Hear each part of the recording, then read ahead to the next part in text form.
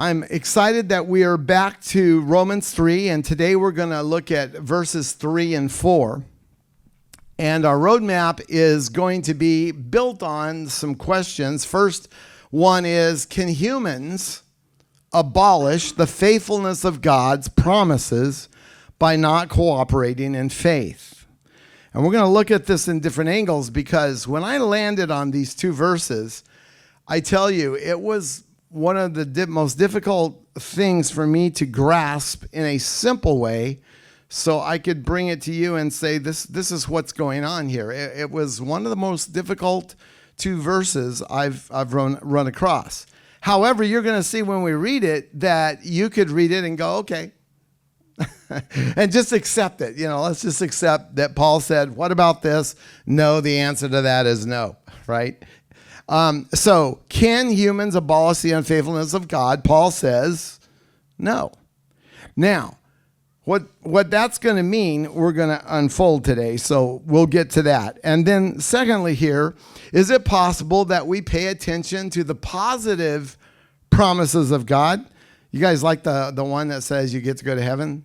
You like the one that Mike talked about earlier? And he said, we're going to miss the white throne judgment. Correctamo. I'm so glad about that. And then we're going to go to the Bema judgment, which he didn't mean that was the order it goes, because it isn't, because the Bema judgment is going to be first, and then the white throne judgment is the last thing that ever happens for this world. But nevertheless, it goes that's the one we're missing. We're not going to miss it, but we're not going to be judged there. We're going to be there actually helping judge. And so the angels and humans that didn't make it are going to be judged at the white throne judgment. So, but here's the thing. And let me talk to you about the thing, okay? There's the thing, and then there's the thing. The thing before the thing is this. The worst thing that can happen to you is think you're saved and you're not. It's the very worst thing that can happen to you. Because the person who doesn't think they're saved has much more chance of being saved than the person who thinks they're saved and they're not. Because they think they're safe. And that's actually what we're talking about in Romans 3 and 3 and 4. However, here's where we can make sure that doesn't happen. Let's not just pay attention to the positive statements of promise that God has given. We all like the positive. But what if we ignore the negative promises of God that says, if you don't listen, I will judge you, and it will not be good for you. Jesus did this all through his ministry. One day he got up and he said, if you deny me, I will deny you before the Father. There's that judgment. If you deny me, I will deny you before the Father. That's danger when I hear that. Dang, can you imagine walking up to the judgment bar of God and him denying that you exist in his family? Lord, I have cast out devils in your name. These people that think they're saved have done more than those of us who think we're saved, but we're doing less than they're doing. And they go there and they say, look at all that I did in your name. And then he says, I never knew you. I don't know you. I never knew you, because you denied me in your actions. You didn't deny me with your mouth. You denied me in how you lived. That is the not denial part of that. I like what was said in the reading today, the last verse that you read in Psalms 32, and the last part of that verse that said, thank you that you've forgiven me. Thank you that you put my sins away from me, and now I live honestly. He didn't say, thank you that I get to keep getting forgiveness. He said, thank you because now that I've gotten the forgiveness, I live honestly. Oh, now, see, there was a change that happened. The forgiveness was great, but there's Christians who think they're good because the forgiveness they're depending on for the future instead of saying, no, I want to get to where I need less and less of that forgiveness because I'm going to live honestly. See, that's focusing on both the positive and the negative. And then the last one here is when you think of the word righteousness. This is powerful. This is powerful. I want to explain this. When you think about the word righteousness, think acting from a heart of love and loyalty towards God, because this is how God acts towards humanity.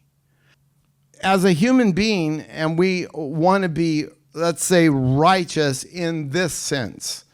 We want to live righteous. Like as a dad in my family, I want my kids not to think I'm righteous like Jesus is righteous, but I want my kids to think that I control my actions and my lifestyle based on God's definition of what a righteous human being would do. In other words, one who lives and does the right thing, at least trying with all your heart to do it all the time, that you wouldn't purposely do the wrong thing. Like I wouldn't want to get on an airplane where the pilot purposely tries to get within 2 or 3 feet of a building that he's going over, right? It's like, why would you do that? That's not right. That's wrong. That's not gonna be impressive to me that you can do that. I don't want you to matter of fact, your head needs to be examined that you would even think to do that. That's righteousness. It's a given, righteousness. What is Angelina Jolie's dad's name? John Voight. John Voight, I believe, I'm pretty sure he's a Jew. And he talks about righteous people. And he thinks like Trump is righteous. He's a big backer of Trump. And he speaks of righteousness. And the first time I heard him talk about it, I thought it didn't jibe with me, because I was thinking of righteousness as in I can stand before God righteously. And we know we can't do that. But do we? That's the big question.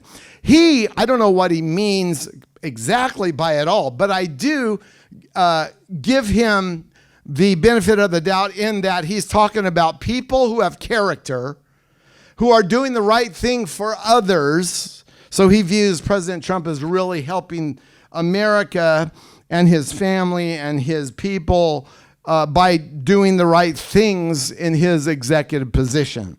And so he sees that as acting righteously. And I agree with that. When someone does act righteous in terms of not selfish, but righteously, it's a big thing.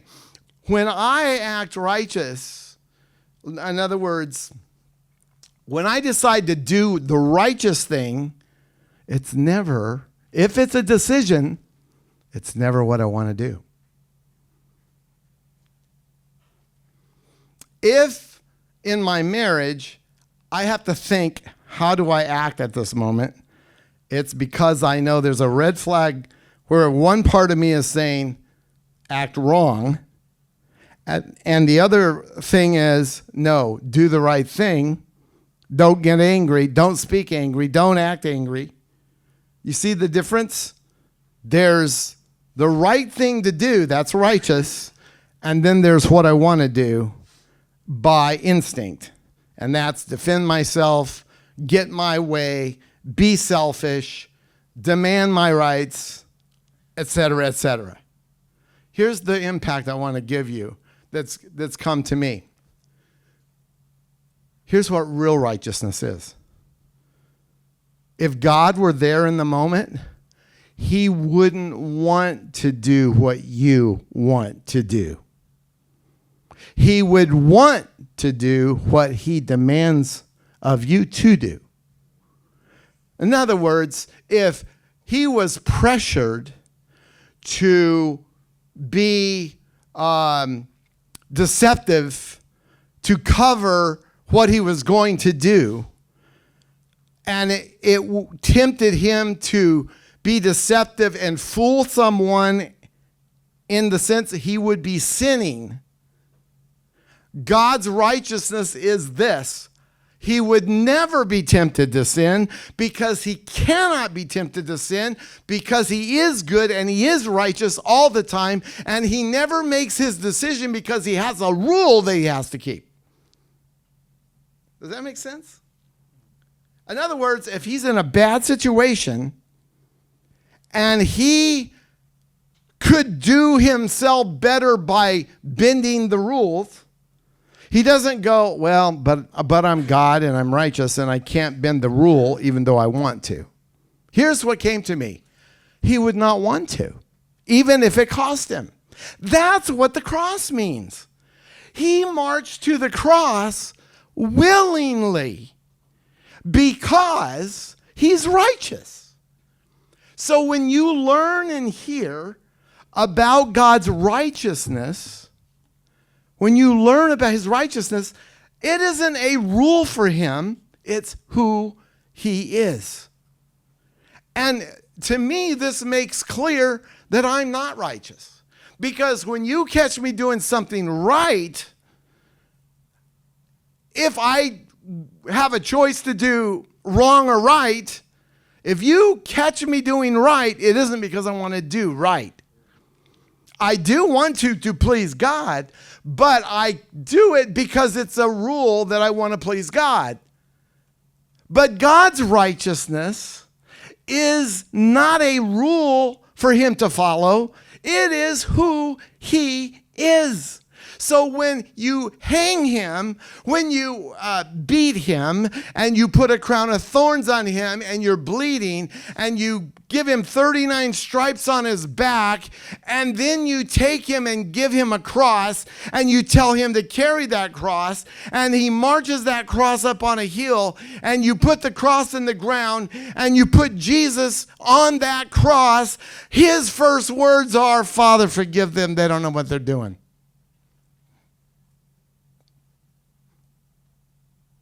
Why? Because that's a rule? Because it's the right way to act? It's the right words to say? No. That's who he is. That's not who I am. That's who he is. I am so selfish. I'm so into my own comfort. I'm so into my own will. I can't even see that. So what I see is, if it kills me, I'm going to try to do it. If it kills me, I'm going to try to do God's will instead of mine. But it's probably going to kill me to do it. Because it's so hard. You know why it's not hard for God to go to the cross for my sins? Is because he's righteous. It's what he wants to do. Like, I want to sin. Did you get that? He wants to do the cross like I want to do my sin.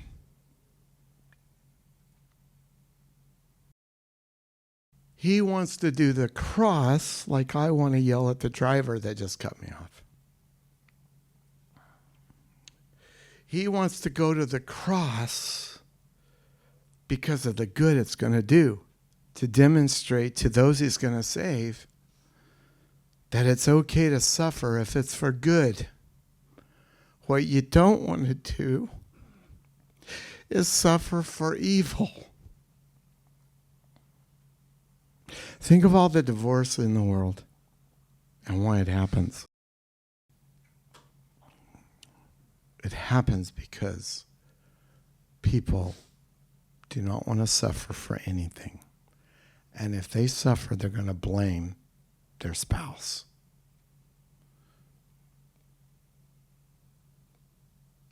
I think I've told you this before. Augustine, his mother, was a great influence in his life for Christianity. He had a dad, or she had a husband. I'm not sure if it was his dad or not, but she had a husband that got a few girlfriends. And this lady would have ladies' Bible studies. And the women who came to her Bible study, prayer group, they would counsel her to leave her husband. Her attitude was, if I leave my husband, what chance is it that he's ever going to be saved? And if I leave my husband, I will break up my home. So she said, no, what I'm going to do is I'm going to pray and I'm going to fast that God will save him. Because if God saves him, everything gets fixed. I kept my family, and my husband will go to heaven. He'll be saved. But if I throw him away, he's probably going to just go do more of this sin. Nothing's going to change for me, but him, he's going to go to hell. I don't want him to go to hell.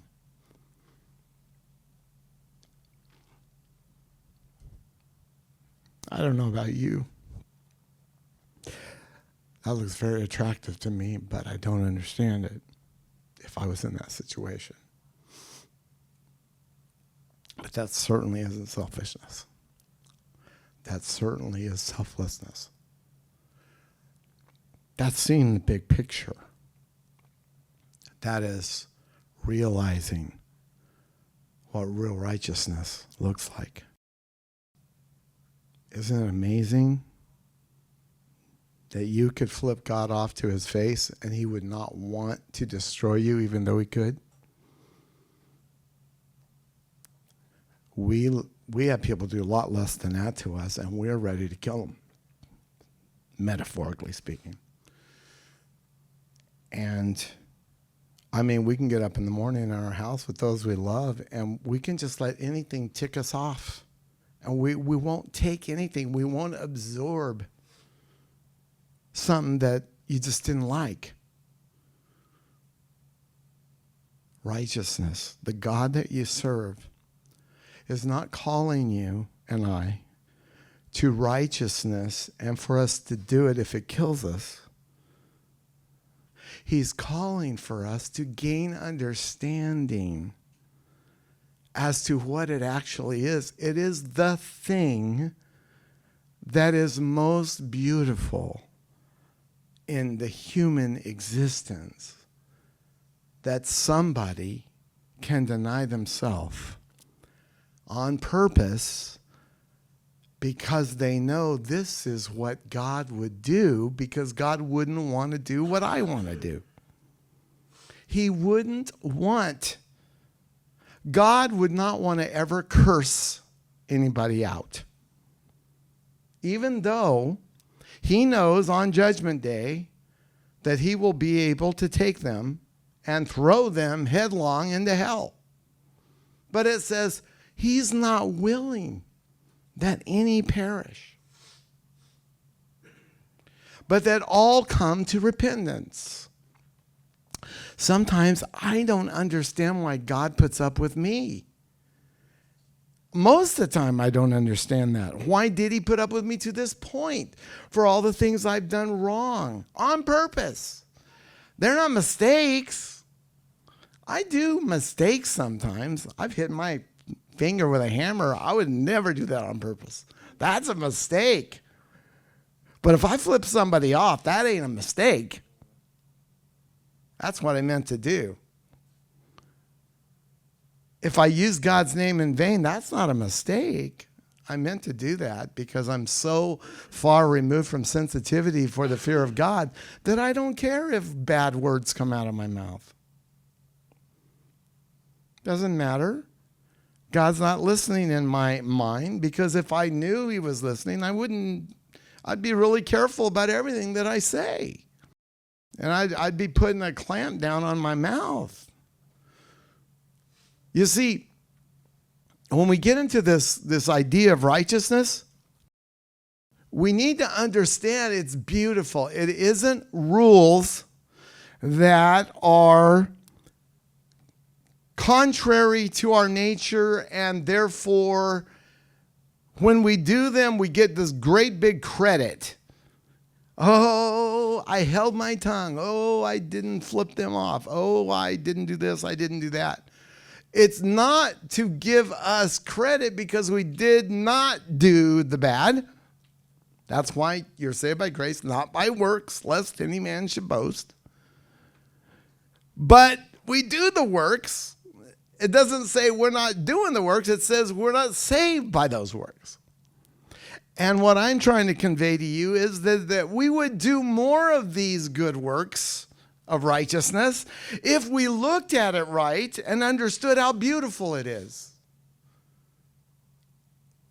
I sent this to almost everyone. I ran into Glenn Beck where they took AI and they made them look like babies. You guys see that? That was so funny. And I think he hit the nail on the head in terms of why that was so moving is how innocent they looked as babies. And that innocence is what was on the face of Jesus hanging on the cross. Father, forgive them. They don't know what they're doing. There was nothing more truthful said than that. Everyone who did that to him thought he was the wrong guy. And Jesus knew they didn't know who he was. Even later in the New Testament, it says, if those would have known that he was the King of glory, they would have not crucified him, the Savior, if they knew who he was. Look how righteous God is. He has understanding behind the understanding of who and why humans do what they do, including his humans, us, his people. He knows why we do this stuff, but he has given us this to study so we can get some understanding and we can look at him like, I want to be like my dad. I want to be like Dad. I had a great dad. I still want to be like my dad because he was such a good dad. But Jesus, God, is the greatest father that we could have. And if we didn't hear the word righteous and think, yeah, I can never be that, we're hearing the wrong thing. What we're talking about is the most beautiful possibility of a human being to be righteous. And what I'm trying to point out going through Romans real slow is we can't be righteous from the core of who we are as Adam, as coming from Adam, because we are sold to sin. But in the core of who we are as born again, after the second Adam, we can look upon his goodness and quit telling ourselves, well, I can't be like Jesus. He was perfect. That's not what people do when they see that perfection is beautiful. When you see that perfection is beautiful, what you end up doing is going, oh, maybe I can do that.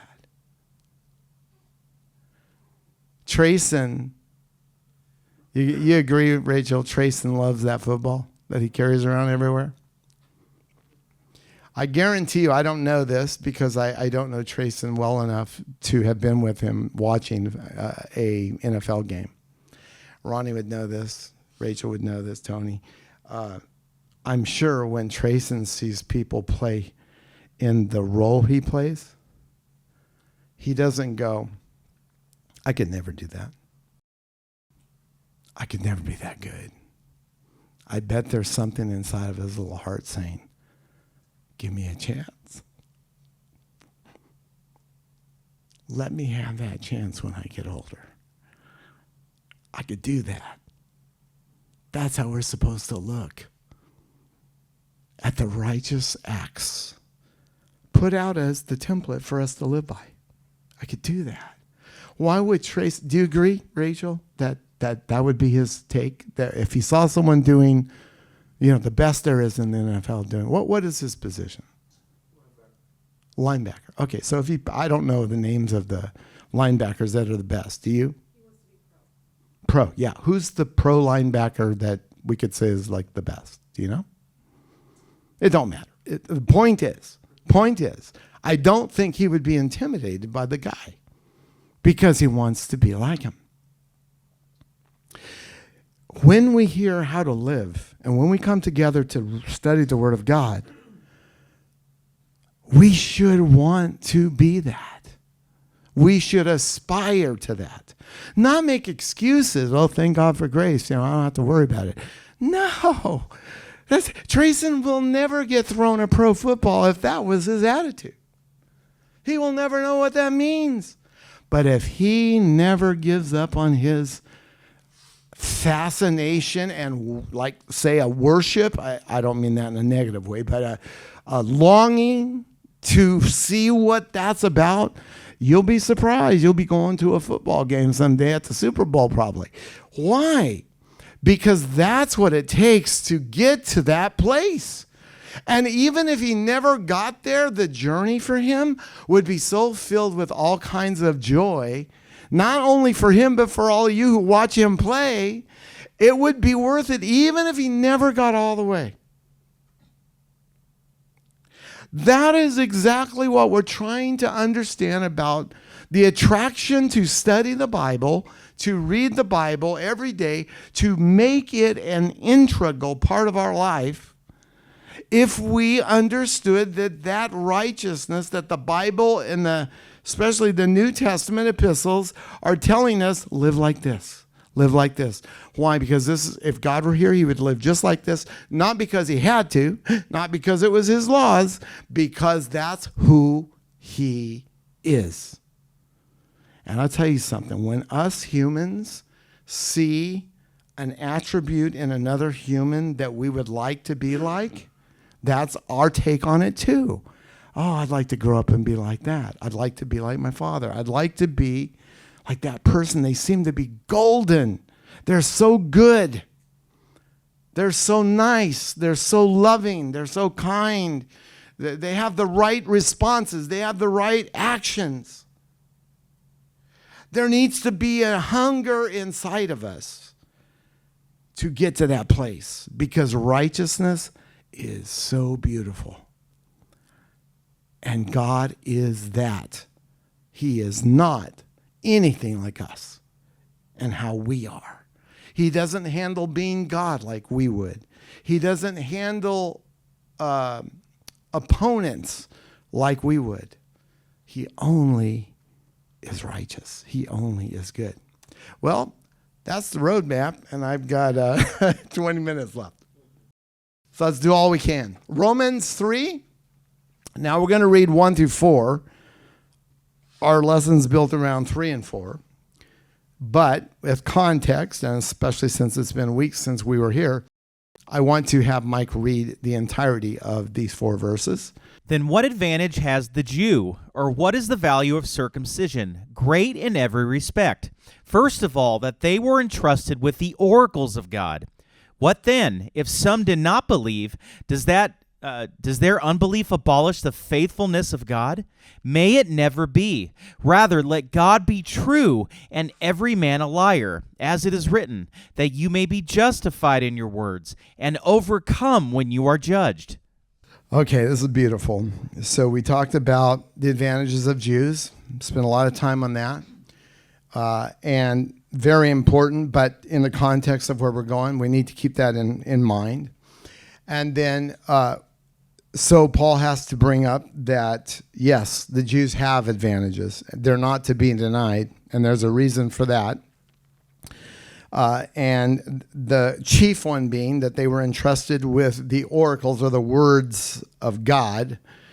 Oracle, in that context in history, that word was a word that was thought of as edicts that kings give in short, few words. It was not considered long. It was always short. And so they use the word oracle of God as the spoken issues, like one at a time. And that's where that word came from. And by the way, we read this out of the Legacy Standard Bible. And they were entrusted with the oracles of God. So what then? And that's the key here is what then if some did not believe? Does their unbelief abolish the faithfulness of God? And as I told you earlier, when I read that phrase there in that verse 3, I really wrestled with that because I'm like, I don't know, personally, I don't know why that somebody would assume that if people did not believe, that this somehow would abolish the faithfulness of God. And faithfulness means that God would do what he promised. It's that simple. Will God still do what he promised in spite of the fact that some did not believe? And being raised in church, of course, I know the answer to that is what Paul says, may it never be. Rather, let God be true and every man a liar, as it is written, that you may be justified in your words and overcome when you are judged.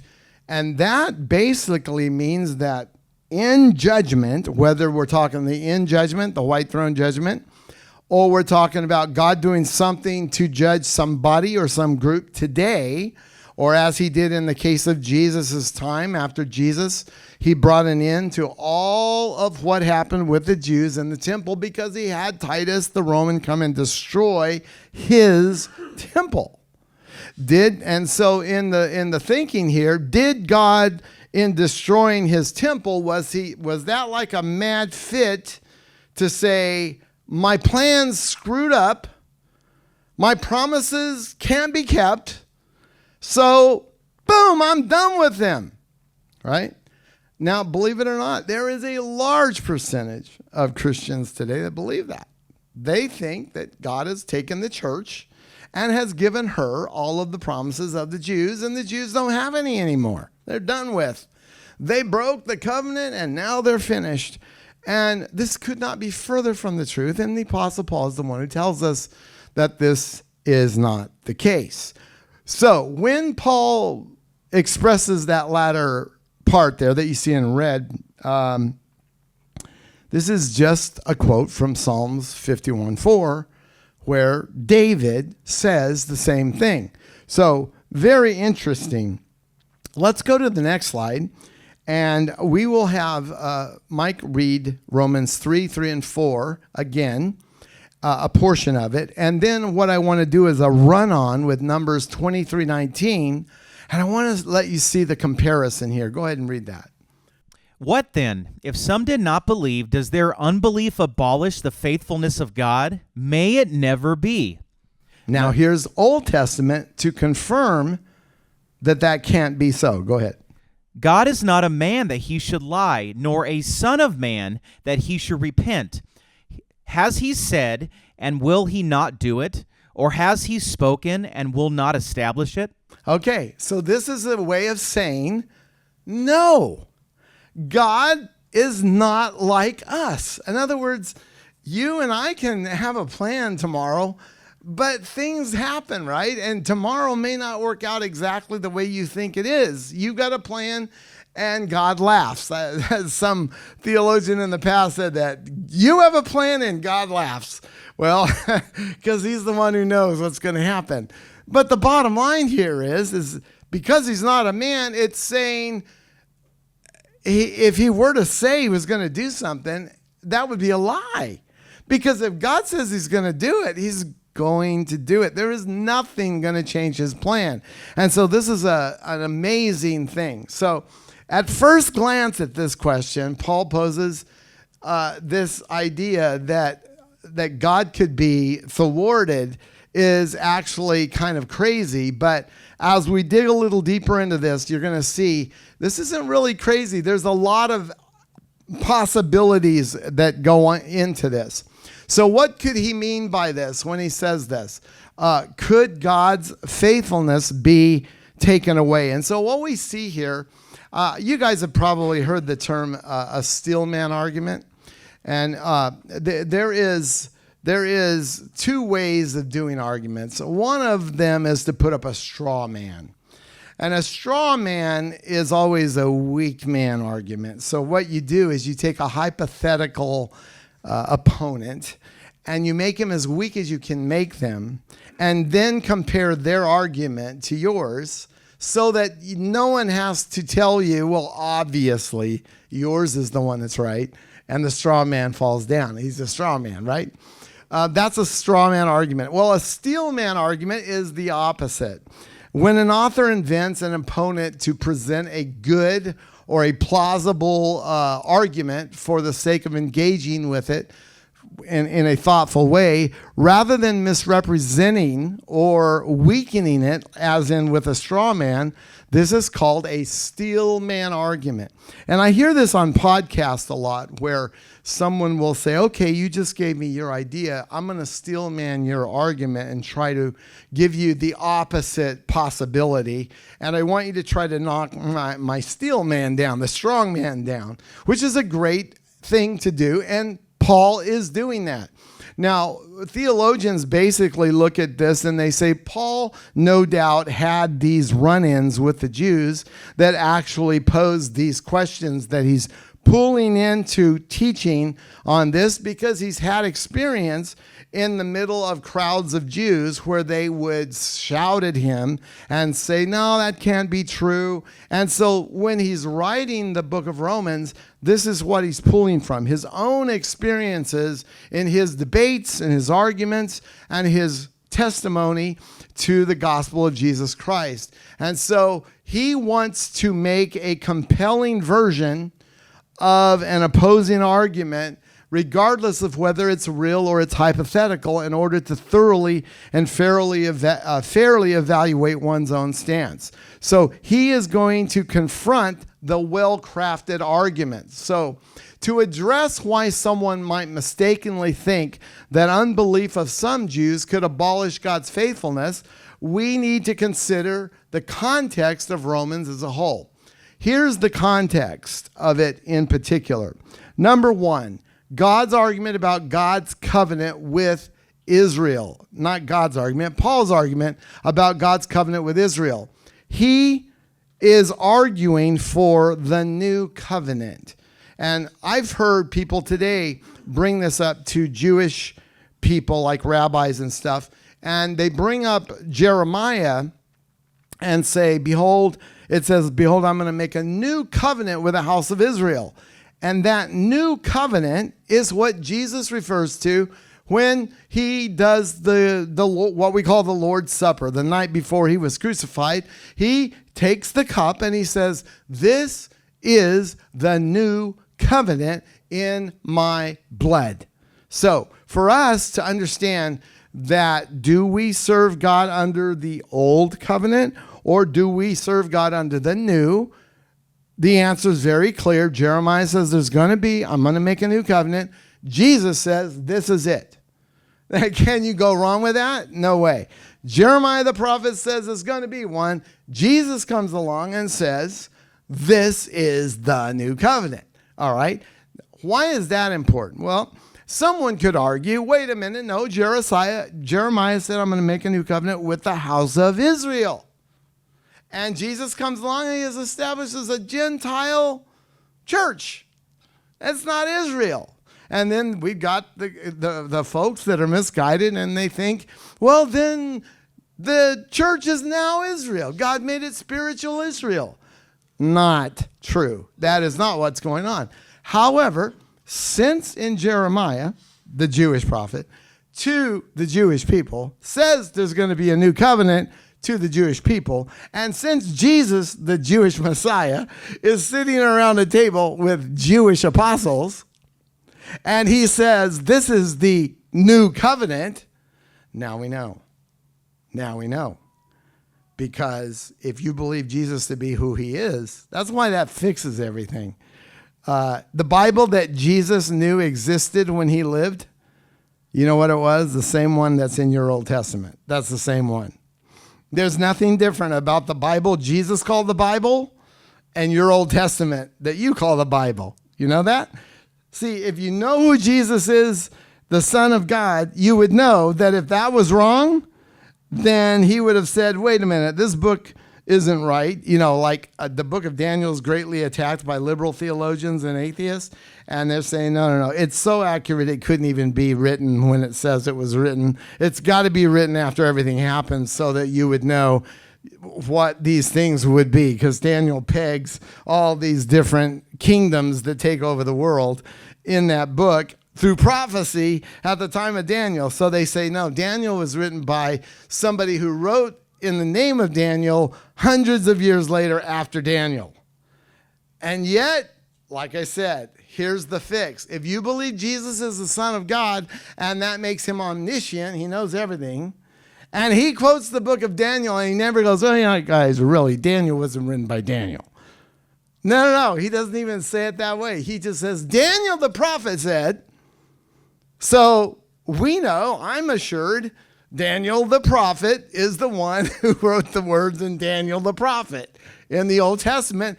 Because if you take that away from me, then you've taken away everything I believe about who Jesus is. And if Jesus is not the Son of God, I am sunk. There's nothing else for me to talk about at that point. So we have Paul's argument about the covenant with Israel, which is very powerful, in the book of Romans. Then we have the sinfulness of human beings. And that is why the book of Romans is such a key book, because it is after you've studied the book of Romans that you get robbed of all of your ideas that you can be a good person and that there is such a thing as a good person. There are people who act good, and that's all it is. It's an act. But when you cut it down to its core, every one of us has just as much of a chance of being evil as being good. It's the choices we make. And that means you're not good to the core because, like I said about God and righteousness, if you understand that's who he is, that's not what he does because there's rules. That's who he is. If you were righteous, that's who you would be. So you would only be tempted to do evil as a gimmick because you wouldn't really want to do evil ever.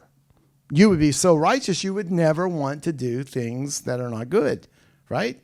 And so imagine that. Imagine your 2-year-old who comes into the world, Zephaniah's 2.5, and he sees all the stuff all over the table that he wants to grab. But he never does it because he's righteous. He's good. And then mom says, no. And he goes, oh, sorry, you misunderstood. I didn't even want to do that. That would be righteous. That would be like, I would never do anything wrong. That was the kind of baby Jesus I was. The only one who didn't want to do what his mom told him not to do. And that's what that is. And then number 3, divine faithfulness. Divine faithfulness is the issue here because to have divine faithfulness means if you can't count on anyone else and you can't even count on yourself, as long as you hold God in the place of what he is in truth, righteous and good, then you can count on God. And since I'm kind of totally out of time, I'm going to just put this little twist on it for today and bring it to an end. And that is, here's the truth.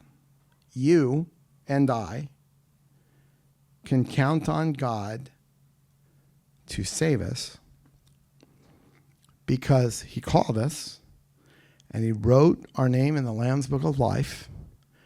And that means he's going to do 2 things all the time through the rest of your life.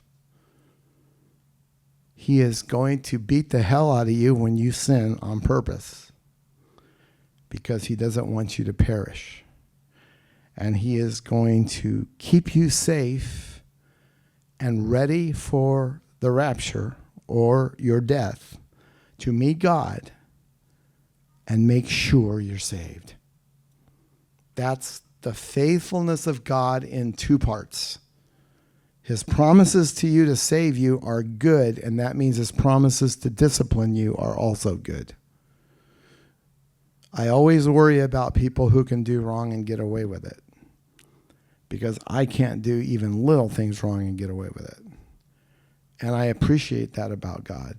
He doesn't let me get away with stuff, even if it's just being harsh to someone.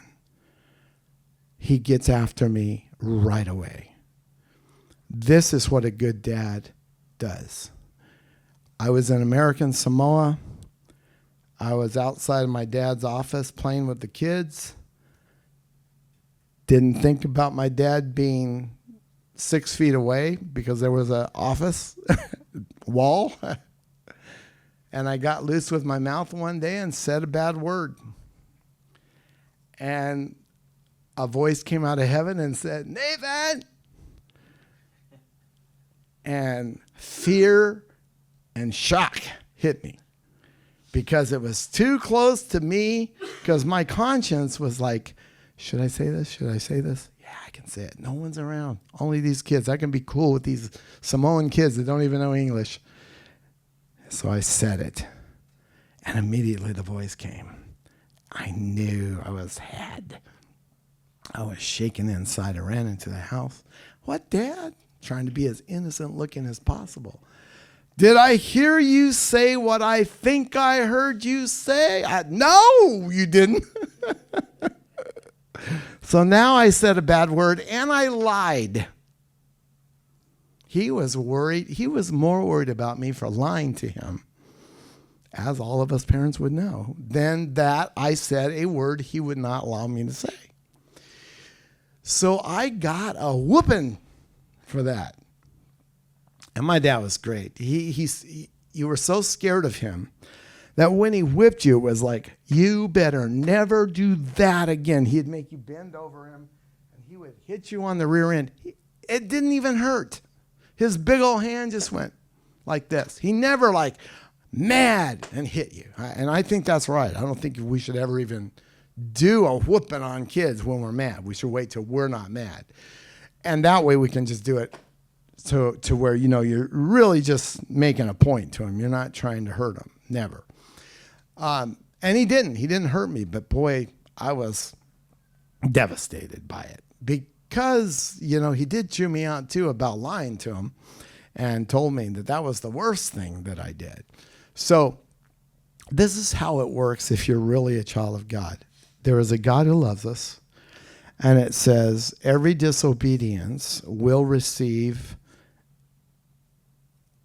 a just recompense of reward. That's a fancy way of saying as much punishment as fits the sin that you do. If you don't ever get disciplined, it's because you're not a child of God, because the Bible says he disciplines those he loves. And if you are without discipline, that you're basically a bastard child. In other words, he's not your father.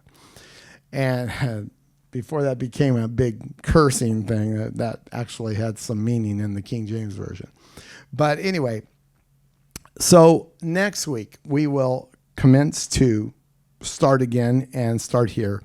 And we will talk about the possibilities of what it means, why Paul is emphasizing God's faithfulness. Is it cancelable? The answer is no, but why is that question important? That's really what I'm aiming at. It's easy to read it and go, okay, no, accept it. And it's not cancelable. But we need to know the ins and outs of it, because we can learn a really good thing from that. So thank you for joining us on our Fathom Ministries podcast. If this ministry has been beneficial to you in your walk with the Lord, please consider a monthly donation to our ministry effort by clicking on the donate button in the description of this video or podcast. To find out more about Fathom Ministries Church, please join us at fathomministrieschurch.com. Thank you for listening and supporting this ministry.